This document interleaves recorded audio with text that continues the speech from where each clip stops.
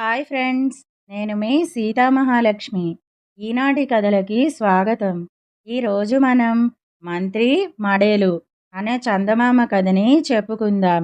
పూర్వం ఒక రాజుగారి కొలువులో పేరన్న అనే మడేలు అంటే చాకలి ఒకడుండేవాడు. పేరన్నకు నెల జీతం 1 వరహ, మంత్రికి 200 వరహాలు.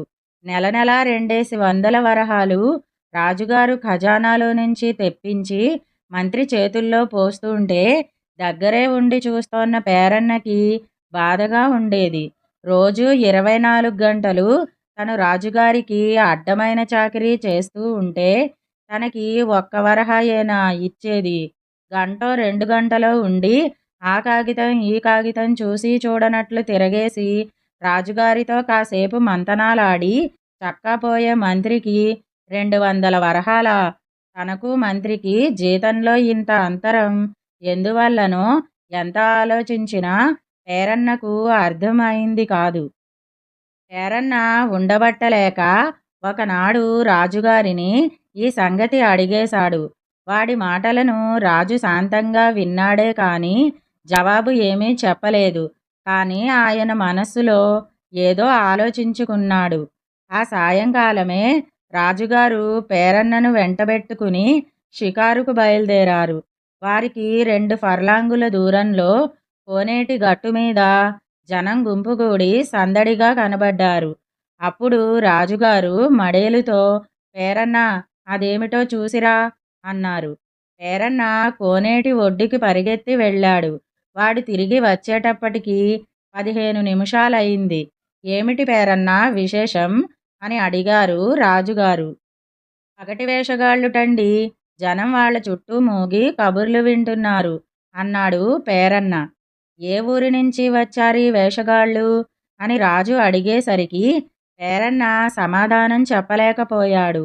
చెరువుగట్టు మీదకు వెళ్ళినప్పుడు వాడా సంగతి కనుక్కోలేదు. వెళ్ళి కనుక్కు వస్తాను అంటూ వెళ్ళి మళ్ళీ 1 పావుగంటకు తిరిగొచ్చాడు. ప్రభూ, ఈ వేషగాళ్ళు కూచిపూడి నుండి వచ్చారుటండి అన్నాడు. ఈ సమాధానం విని రాజు ఊరుకోలేదు. ఓహో, కూచిపూడి భాగవతులా వచ్చిన వాళ్ళు? అయితే దివాణంలోకి రప్పించాలే. సరే కాని పేరన్నా, వీళ్ళు మన ఊళ్ళో ఎంతకాలం ఉంటారో అని అడిగారు రాజుగారు. కానీ ఆ సంగతి పేరన్నకేం తెలుసు? వాళ్ళని వీడు అడగాలేదు, వాళ్ళు చెప్పాలేదు. ఉండండి బాబూ, ఆ సంగతి కూడా కనుక్కుని వస్తాను అంటూ మళ్ళీ చెరువు ముఖం పట్టాడు.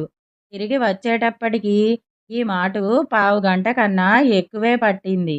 వారం 10 రోజుల దాకా ఉంటారుట ప్రభూ అని చెప్పాడు. అటైతే మనం వేటకు వెళ్ళి తిరిగి వచ్చే వరకు ఉంటారన్నమాటేగా? అవును కాని వాళ్ళు ఏమైనా కొత్త నాటకాలు వేషాలు నేర్చుకున్నారా, లేక అన్నీ మనం చూసేసినవేనా అని మళ్ళీ అడిగాడు రాజు. ఆ సంగతి పేరన్నకెలా తెలుస్తుంది? తెలుసుకోవాలంటే దేవుడా అంటూ చెరువుగట్టుకి మళ్ళీ 1 మాటు వెళ్ళి రావలసిందే. సెలవైతే కనుక్కొస్తాను అన్నాడు పేరన్న. అది మనం ముఖ్యంగా తెలుసుకోవలసిన విషయం పేరన్న.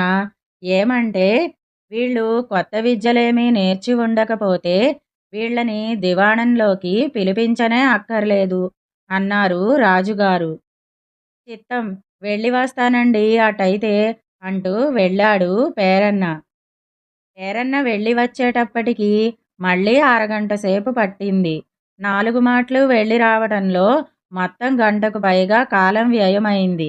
ప్రతి మాటు 2 ఫర్లాంగులు వెళ్ళి రావటం, మొత్తం 2 మైళ్ళు పరిగెత్తేటప్పటికి పేరన్నకి చెమట పట్టి ఆయాసం కూడా వచ్చింది. రొప్పుతూ రోజుతూ తిరిగొచ్చిన పేరన్న, ప్రభూ, కొత్త నాటకాలు కొత్త వేషాలు ఎన్నో నేర్చారుటండి అన్నాడు. ఇకనేం, అటైతే నాటకాలు వేషాలు తప్పకుండా వేయిద్దాం. మరైతే ఈ సంగతి వాళ్లకు చెప్పేవా అని తిరిగి ప్రశ్నించారు రాజుగారు. ఏ సంగతి బాబయ్యా అన్నాడు పేరన్న మళ్ళీ వెళ్ళి రావాలి కామాలు దేవుడా అనుకుంటూ. వాళ్ళు ఈ ప్రాంతం విడిచి వెళ్లేలోపుగా మన దర్శనం చేసి దివాణంలో తమ విద్య ప్రదర్శించవలసి ఉంటుందన్న సంగతోయ్ అన్నారు రాజుగారు. తమ సెలవు అవందే ఎలా చెప్పటం ప్రభూ అన్నాడు పేరన్న. మించిపోయింది లేదులే, ఇప్పుడైనా పోయి చెప్పి రావచ్చు అన్నారు రాజుగారు. రాజుగారు తనని మళ్ళీ చెరువుగట్టుకి పంపిస్తున్నారనటంతోనే పేరన్నకి ప్రాణం విసిగిపోయింది. ఇదేమిటి, ఈ రోజున రాజుగారు ఇలా వేపుకుని తింటున్నారు? ఇదివరకు ఎన్నడూ నాకు ఇలాంటి తికమకలు లేవే. విసనకర్ర పుచ్చుకుని విసరటం, పక్కలు వేయటం, బట్టలు ఉతికి ఆరవేసి మడతలు పెట్టటం, ఇలాంటి పనులెన్నో చేస్తున్నాను గాని ఎన్నడూ ఇంత శ్రమ పడలేదు. ఒక్క పనికి ఇన్ని మాటలు తిప్పడమా అనిపించింది పేరన్నకి. మరో 2 నిమిషాలకి మంత్రి అక్కడికి వచ్చాడు.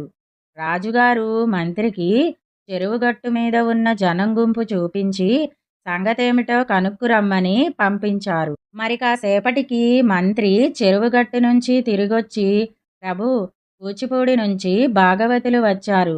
వారు చెబుతూ ఉన్న హాస్యపు మాటలు వింటూ జనమంతా పోగయ్యారు. ప్రభూ, ఈ భాగవతులు మన గ్రామంలో 10 రోజుల వరకు ఉంటారట. ఎన్నో కొత్త కొత్త వేషాలు, నాటకాలు నేర్చామన్నారు. మా ప్రభువులు రేపు వేటకు వెళ్ళ నిశ్చయించారు. 2-3 రోజుల్లో తిరిగి వస్తారు. అప్పుడు మీరు వచ్చి ప్రభువుల దర్శనం చేసుకోండి అని భాగవతులతో చెప్పి వచ్చాను.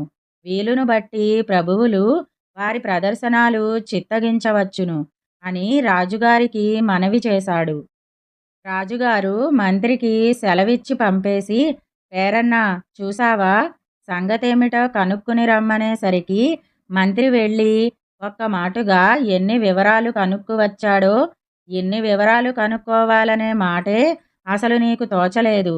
నేను అస్తమానము అడుగుతూ ఉండడం, నువ్వు వెళ్ళి వస్తూ ఉండడం జరిగింది.